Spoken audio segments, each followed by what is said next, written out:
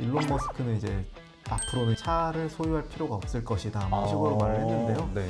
그리고 테슬라의 가장 큰 장점은 이미 이제 테슬라 차량이 보급이 많이 돼 있잖아요. 맞아요. 그렇다 보니까 이제 전 세계에 퍼져 있는 이제 테슬라 차량에서 실시간으로 좀 데이터를 수집하고 있다는 게 큰 강점이고요. 그래서 웨이모보다 훨씬 많은 약 한 35억 마일 정도 이상의 이제 주행 데이터를 축적했다고 좀 알려져 있습니다. 테슬라는 네. 뭐든지 본인들이 다 만들고 본인들이 하려고 하거든요. 네. 그러다 보니까 테슬라는 수직 계열화를 해가지고 뭐 네. 차량 차체도 스스로 만들고 뭐 안에 들어가는 좀 자율주행 네. 칩도 만들고 있고요. 그다음에 뭐 소프트웨어도 뭐 FSD 같은 자율주행 소프트웨어도 본인들이 만들고 있어가지고 만약에 테슬라 이 생태계 한번 들어온다면은 빠져나오기 어렵지 않을까라는 생각도 들고는 있습니다. 역시나 이 테슬람 하는 게 이 괜한 이유가 네, 있는 게 맞습니다. 아닌 것 같은데, 빠르게 변하는 시장 상황을 파바밭 알려드리는 플러스파 시간입니다. 오늘은 많은 투자자분들이 관심을 보이는 또 산업이죠. 이 로보택시 산업입니다. 지난달에 이 테슬라가 로보택시를 선보인 이후에 사실 말도 많고 탈도 많았습니다. 그래도 많은 분들이 또 관심을 가져준 덕분에 이 로보택시에 대한 관심이 점점 높아지고 있는 상황입니다. 오늘은 전반적인 로보택시 산업에 대해서 한번 살펴보고 궁금한 점 또 저희가 알려드리도록 하겠습니다. 하나자산운용 ETF 운용팀 박찬우 운용역 자리해 보셨습니다. 어서 오세요. 네, 안녕하세요. 잘 지내셨나요? 네, 뭐 잘 지내고 있습니다. 오늘도 차근차근 설명 잘 해주시기 바랍니다. 네, 최선을 한번 다해보겠습니다. 알겠습니다. 지난달이었죠. 이 테슬라가 이 로보택시를 처음으로 선보였어요. 그런데 이 내용을 보니까 약간의 오류도 있었다고 하더라고요. 그런데도 불구하고 많은 분들이 관심을 가지고 또 지켜본 것 같은데, 어떻게 보세요? 이 테슬라의 로보택시 출시했던 거 운영령님께서는 어떻게 보시나요? 뭐 로보택시 아직은 뭐 완전 상용화라기보다는 시범운행에 더 가까운 출시였기 때문에 당연히 여러 문제가 발생을 할 수는 있는 거고요. 네. 이렇게 점점 이제 막 시작한 단계이기 때문에 발전시켜가지고 궁극적으로는 저희가 머릿속에 생각하는 로보택시 아무런 운전자의 개입 없이 아무런 문제 없이 잘 운행되는 그런 로보택시가 되지 않을까? 그렇게 생각하고 있습니다. 네, 그러면은 본격적으로 로보택시에 대해서 차근차근 살펴보도록 하겠습니다. 로보택시, 뭐 옛날에 어릴 때 공상과학 영화에서만 보면은 이제 운전자가 없는 택시잖아요. 쉽게 말해서 무인 택시인 것 같은데, 로보택시에 대해서 이 개념부터 설명을 듣고 싶어요. 이 로봇, 진짜 이 로봇으로 생각을 하면 되는 건가요? 어떤 건가요? 네, 뭐 로보택시라는 게 어떻게 보면 마케팅 용어일 수는 있는데요. 네. 그렇다 하더라도 뜻을 잘 살펴보면은 네. 로봇하고 택시가 합쳐진 거거든요.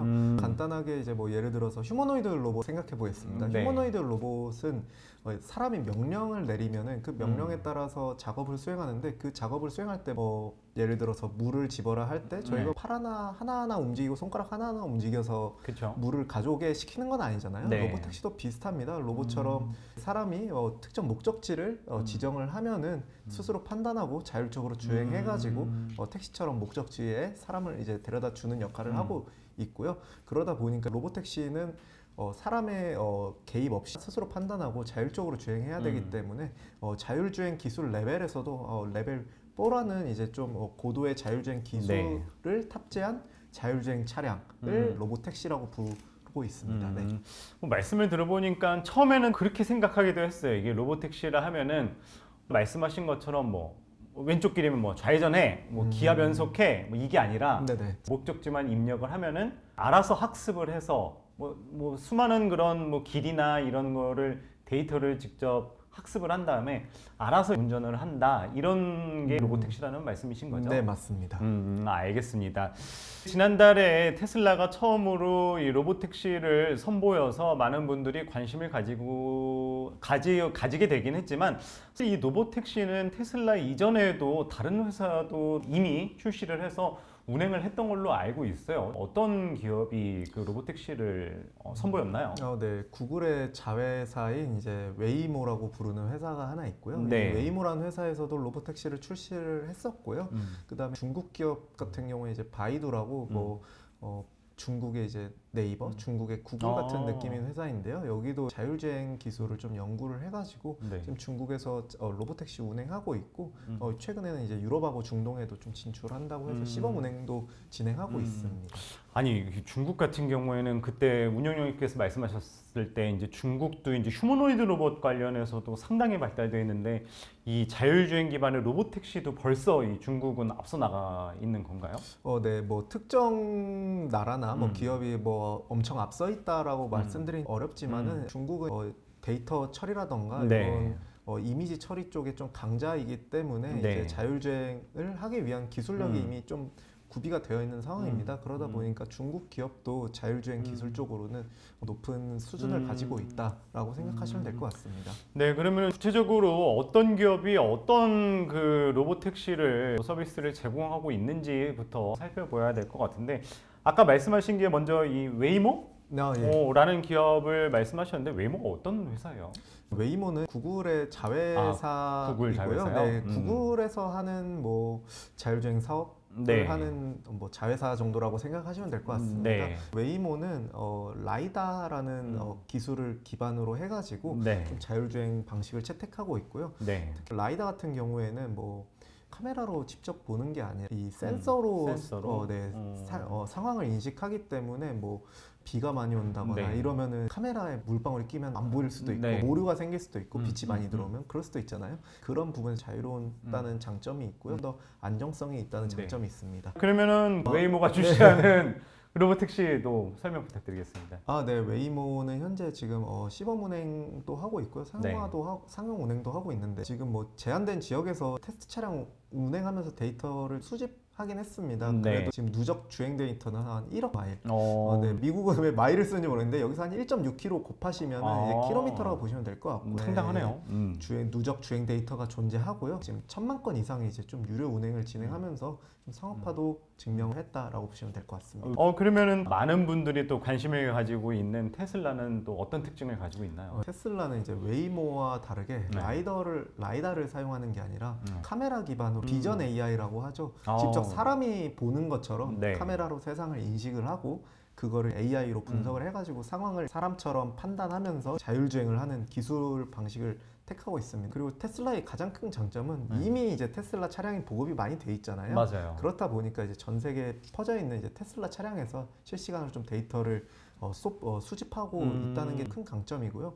그래서 아까 웨이모보다 훨씬 많은 약 한 35억 마일 정도 이상의 이제 주행 데이터를 축적했다고 좀 알려져 있습니다. 그래서 이를 바탕으로 직접적으로 이제 소프트웨어를 좀 업그레이드 시키고 있고요.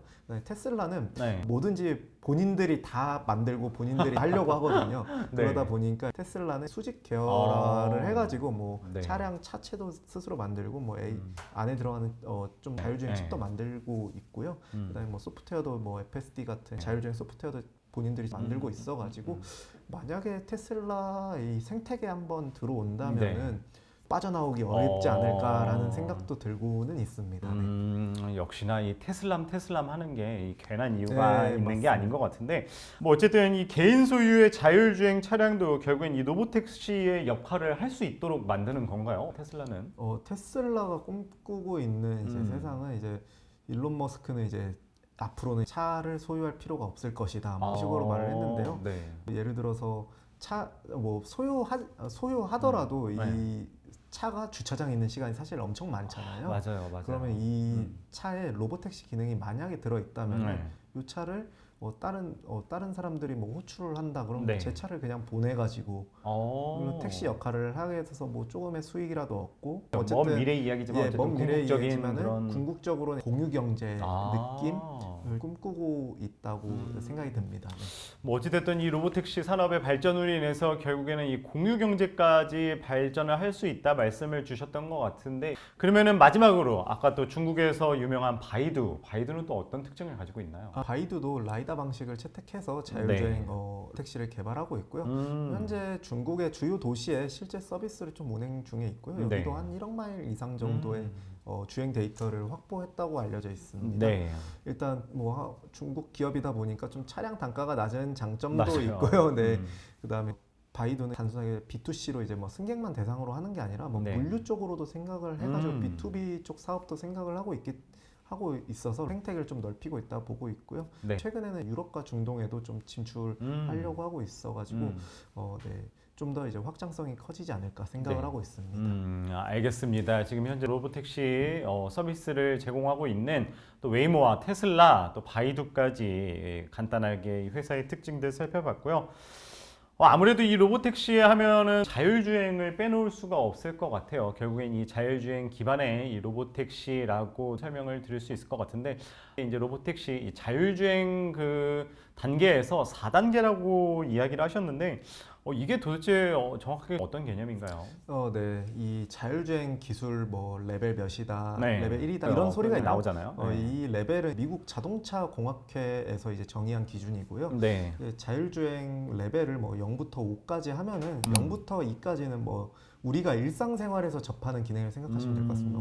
크루즈라든지 네. 차선 이탈 보조라든지 뭐 유지할 때 보조를 해준다든지 뭐 스마트 크루즈라든지 네. 뭐 이런 느낌의 자율주행이긴 하죠. 뭐 사람이 안 그쵸, 쓰고는 그쵸. 있으니까. 근데 뭔가 자율주행이라 그쵸. 보기 애매한 보조장치에 가까운 느낌의 네. 자율주행 기술을 네. 0부터 2까지가 그런 기술이라고 보면 될 것 같고요. 네. 레벨 3부터가 본격적인 자율주행 기술이라고 볼 수 있는데요.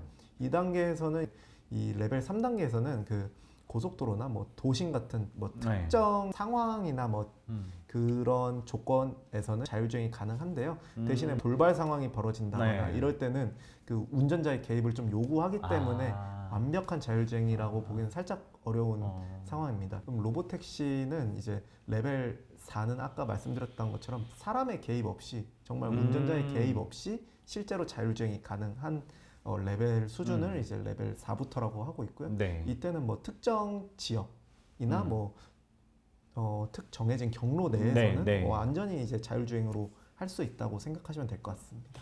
아니 그러면 아까 0단계부터 5단계까지라고 그랬는데 그럼 5단계는 어떤 기술이? 4단계 이상부터는 이제 저희가 꿈꾸는 이제 가만히 있으면 알아서 데려다주는 이런 느낌이라고 생각하시면 될 것 같습니다. 진짜 이 미래 자동차의 네네. 느낌이 아마 또 레벨 5단계가 아닌가 싶습니다. 그러면 또 이게 또 궁금할 수밖에 없을 것 같아요. 이렇게 또 자율주행 기반의 로보택시 산업이 가져올 미래는 또 어떤 세상이 열릴지 또 궁금한데, 사실 이 현재 이 주행에 있어서 또 가장 큰 문제점이 이제 교통사고가 아닌가 싶습니다.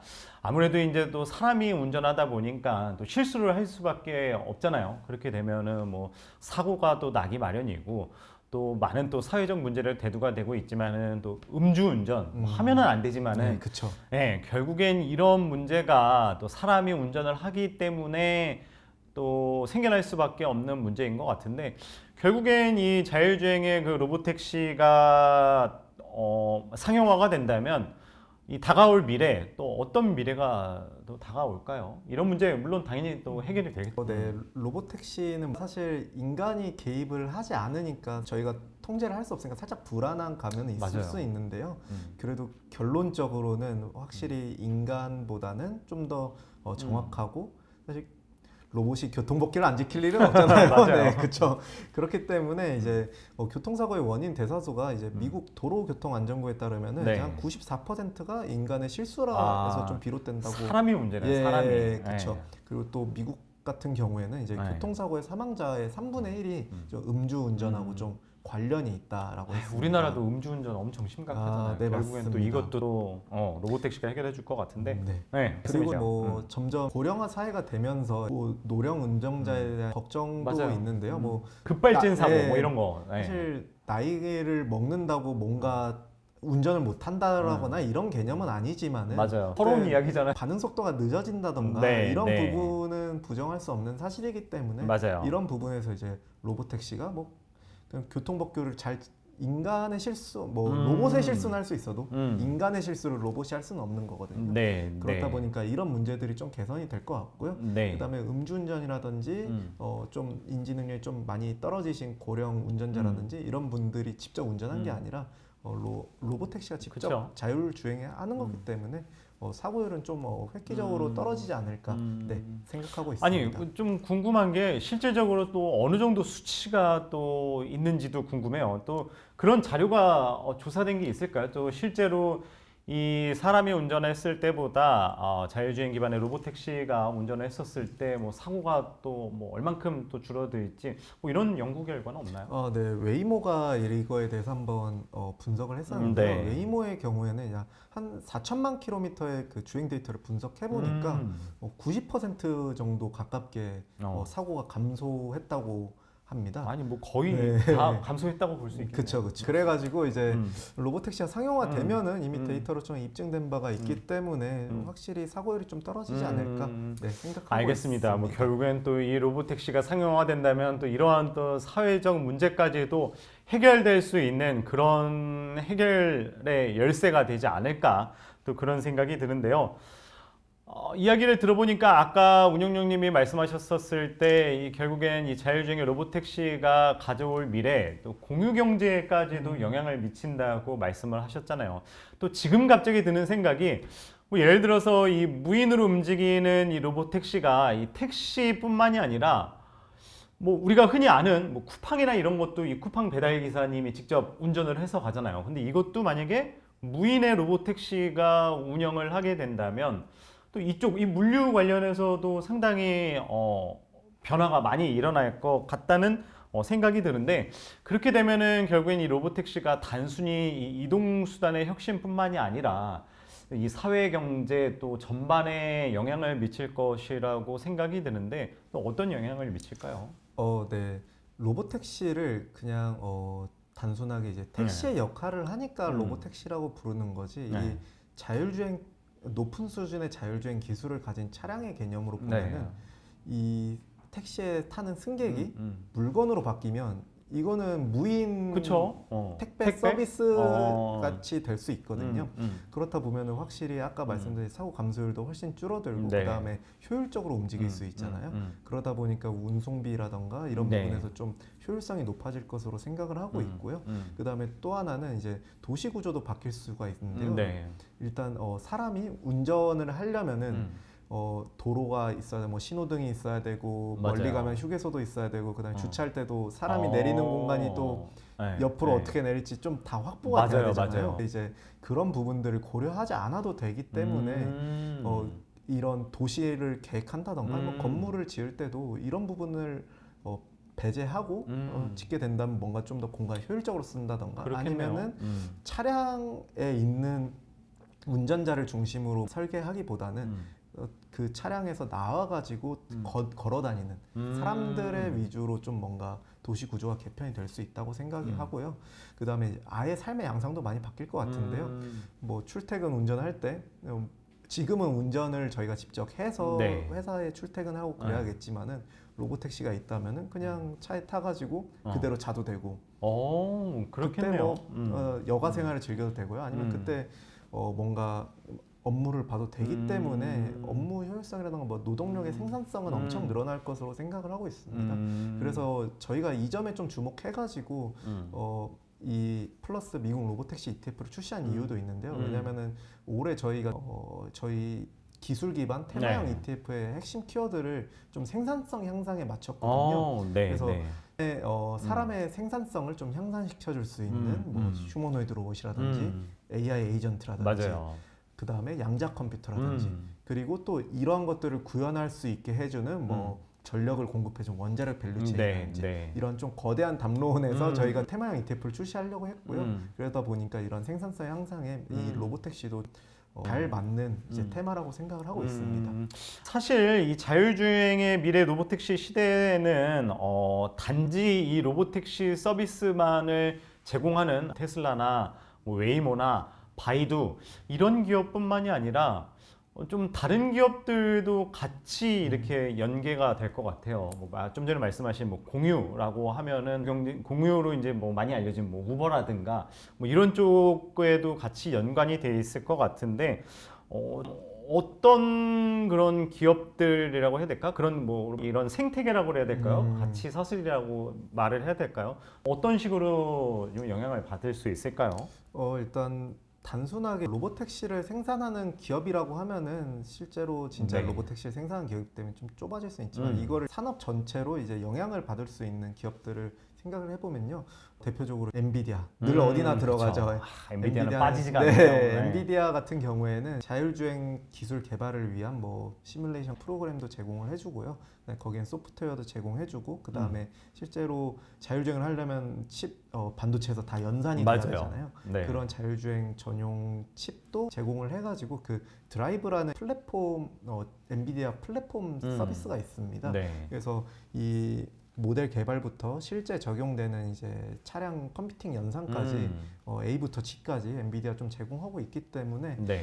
엔비디아도 충분히 로보택시 산업과 관련된 기업이라고 볼 수 있고요. 네. 실제로 지금 한 50여 개에 가까운 로보택시 관련 기업들이 엔비디아 플랫폼을 채택하고 있어가지고 뭐 업계 표준에 좀 가까울 정도로 많이 발전하지 않았나 생각하고 있고요. 네. 모비라이라고 또 카메라 기반의 첨단 운전자 보조 시스템, 그 ADAS라고 부르는 그쪽에서 선두를 달리고 있는 네. 기업도 있고요. 네. 계속 이야기해. 그리고 아까 말씀해 주신 것처럼 그 공유경제에서 이제 대표적으로 우버가 있을 것 같은데요. 일단 우버 같은 경우에는 로보택시가 도입이 되면은 사실 그 뭐 테슬라가 뭐 택시 호출 앱까지 뭐 만들면 어떡하냐 뭐 이런 소리도 맞아요. 있기는 한데 사실 그거에 대한 거는 먼 미래 이야기고 어떻게 될지 모르는 상황이기 때문에 지금 간단하게 그 우버의 현 상황을 보면은 네. 만약에 로보택시가 도입이 되면은 우버 같은 경우에는 그 우버 그 드라이버 우버 뭐죠? 네, 우버 택시 같은 경우는 뭐 그 우버를 운영하는 드라이버들한테 또 돈을 나눠주고 네. 거기서 우버가 네. 소개비를 받는 약간 그런 느낌으로 운영이 되고 있는데 우버가 로보택시를 소유하고 로보택시를 돌린다면은 네. 운전자에게 갈 비용 자체가 줄어들어 버리기 때문에 그쵸. 영업이익이 매우 좀 커질 것으로 생각이 들고요. 네. 그리고 이 단가가 낮아지더라도 운행 단가가 낮아지더라도 사람들이 택시 가격 싸지면은 옛날엔 안 탈 거 지금은 타고 그럴 수가 있으니까 뭐 매출도 좀 많이 늘어날 것으로 생각합니다. 그리고 이미 우버는 이제 사람들이 다 어플 쓰고 그 주행 데이터가 다 기록이 되잖아요. 네. 그래서 엄청난 그 주행 데이터도 이미 보유하고 있고요. 그 다음에 사실 뭐 우버가 직접 로보택시를 만드는 건 아니기 때문에 그쵸. 웨이모랑 협업해도 되고 바이드랑 협업해도 되고 포니 AI랑 협업해도 되고 아무랑 협업해도 되거든요. 확장성도 넓고 가장 중요하다고 보는 것은 락인 효과라고 생각합니다. 네, 왜냐하면 네. 이미 우버의 생태계를 경험했고 우버의 어플리케이션에서 발생하는 이제 사용자 경험을 가지고 있기 때문에 사람들이 로보택시가 뭔가 도입되더라도 자연스럽게 우버를 쓸 수밖에 없어가지고 락인 효과가 발생할 것 같습니다. 우리나라로 치면은 카카오택시 처음에 카카오택시 처음 시작한 건데 다들 대부분 좀 카카오택시를 많이 이용하잖아요. 맞아요. 그런 것처럼 이미 선점한 효과가 있기 때문에 우버도 충분히 로보택시가 발전하면은 같이 커질 수 있지 않을까 생각하고 있습니다. 이야기를 들어보니까 저희가 이 자율주행 기반의 로보택시 산업의 발달로 인해서 미치는 영향을 너무 크게만 생각을 했는데 운영용님 말씀을 들어보니까 일단 1차적으로 뭐 택시를 이용하더라도 운전기사가 없으니까 당연히 거기에 들어가는 뭐 인건비라든지 이런 거를 줄일 수가 있을 테고 그렇게 되면은 당연히 소비자 입장에서는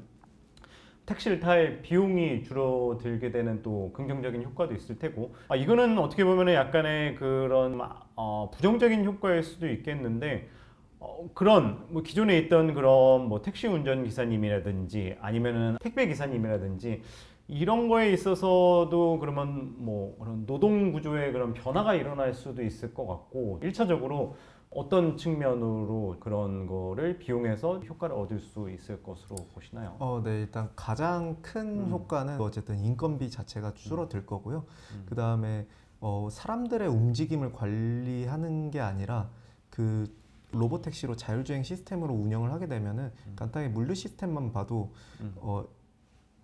택배 기사님들을 뭐 하나하나 가장 효율적으로 여기 들리세요 여기 들리세요 이렇게는 할 수 없는 거잖아요. 그런 것처럼 로보택시를 한다면 앉아가지고 하나의 통합 솔루션으로도 운용을 할 수 있는 거거든요. 네. 그래서 그 물류 과정에서의 효율성을 좀 더 높일 수 있어서 그 과정에서 발생한 비효율적인 부분에서 발생하는 비용들을 좀 줄일 수도 있을 것 같습니다. 뭐 비용이나 뭐 생산성 측면에서도 월등히 지금보다 또 획기적인 변화가 올 것 같은데요. 이 시장 이야기를 들어보니까 상당히 커질 것 같다는 느낌이 듭니다. 로보택시 산업의 이제 상용화 또 나아가서 또 자율주행의 이제 먼 미래 이 자율주행 시대가 온다면은 이 시장 규모 어느 정도 성장할 것이라고 예상을 하시나요? 네, 뭐 시장 규모 자체는 모두가 다 긍정적으로 생각을 하고 있고요. 네, 진짜 되기만 한다면. 네, 되기는 딱 하나 리서치 기관 하나 미국의 리서치 기관 마켓 US의 의견을 한번 인용을 하자면은 네. 글로벌 로보택시 시장은 2033년까지 연평균 약 75% 성장해가지고 한 4,500억 달러, 요즘 네. 환율로 한 600조 원 이상일 건데요. 네. 이 정도 규모로 좀 성장할 것으로 전망을 했고요. 뭐 다른 리서치 기관들도 뭐 수치는 다 다르지만 네. 이 정도의 긍정적인 성장성을 가정하고 있기 때문에 네. 글로벌 로보택시 시장은 확실히 커질 것으로 생각하고 있습니다. 네, 이 로보택시 산업 또 자율주행 이 시대가 다가오면은 이 관련 시장 규모 정말 폭발적으로 성장을 할 것 같은데 결국엔 또 많은 투자자분들이 궁금해하시겠죠. 이런 로보택시 산업이 유망하고 이 자율주행 시대가 온다면 뭐 다양한 기업들이 이제 수혜를 받을 수 있을 거다라는 것은 이제 투자자분들이 아실 것 같고, 그러면 제일 중요한 게 어떤 기업에 투자하느냐가 가장 궁금해하시겠죠. 투자할 방법 없을까요? 저는 가장 중요한 것 네. 같은데요. 네, 저희 플러스 미국 로보택시 ETF를 추천드리고 싶고요. 네. 왜냐하면은 로보택시 시장이 확실히 전망도 좋고 산업도 커질 것으로 생각은 드는데 결국에는 막 개화한 산업이거든요.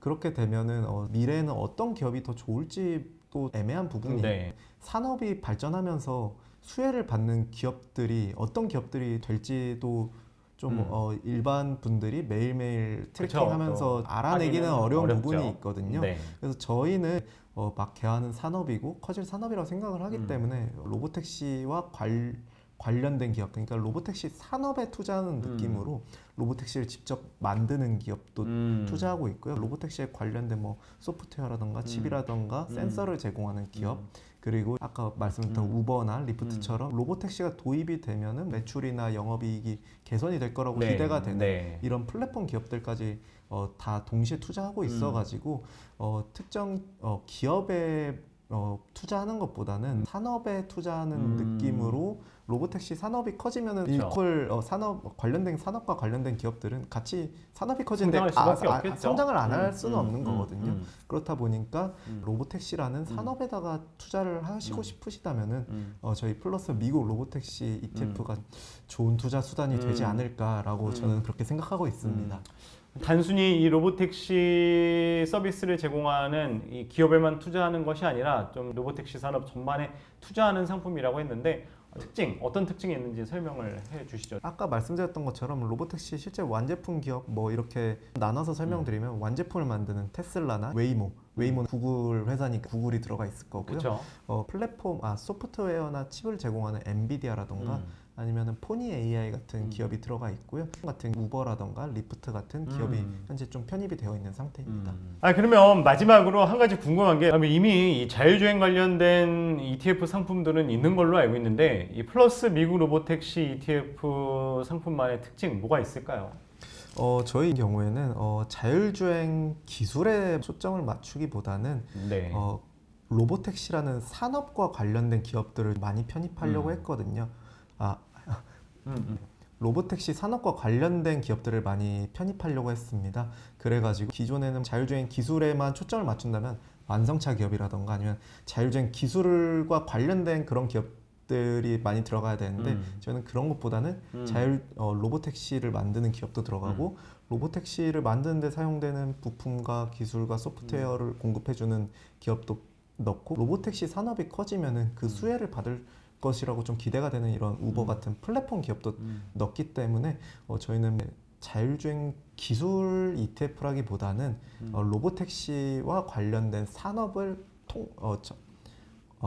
산업에 투자하는 ETF라고 생각을 해주시면 될 것 같습니다. 알겠습니다. 빠르게 변화하는 이 로보택시 산업의 시장 전망 속에 이런 또 산업의 트렌드에 투자하고 싶으면은 이 플러스 미국 로보택시 ETF 상품에 대해서 눈여겨보시면 좋을 것 같습니다.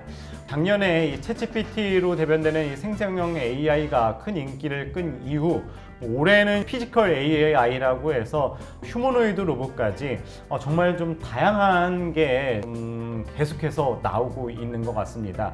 뭐 아까 운영님께서 말씀하셨듯이 뭐 휴머노이드 로봇도 그렇고 AI 에이전트도 그렇고 뭐 양자 컴퓨팅도 그렇고 정말 빠르게 좀 발전을 하면서 다양한 또 상품군이 나오고 있는데 저희가 이 시간에 말씀을 드린 또 미국 로보택시 ETF 상품뿐만이 아니라 저희가 올해 출시를 했던 뭐 휴머노이드 로봇 상품이라든지 AI 에이전트 좀 다가올 미래에 저희가 발맞춰서 산업의 트렌드에 또 편승할 수 있는 그런 또 다양한 상품을 준비를 했으니까요. 이 관련 상품들도 많은 분들 주목해 주시면 좋을 것 같습니다. 네, 빠르게 변하는 시장 상황을 알려드리는 플러스팟 시간. 오늘은 저희 ETF 운영팀 박찬웅 운영역과 이야기 나눠봤습니다. 오늘 말씀 고맙습니다. 네, 감사합니다. 네, 더 자세한 내용은 저희 유튜브 또 구독, 좋아요 눌러주시고 많은 분들 들어오셔서 다양한 정보 얻어 가셨으면 좋겠습니다. 네, 오늘 이 시간 마무리하도록 하겠습니다. 감사합니다.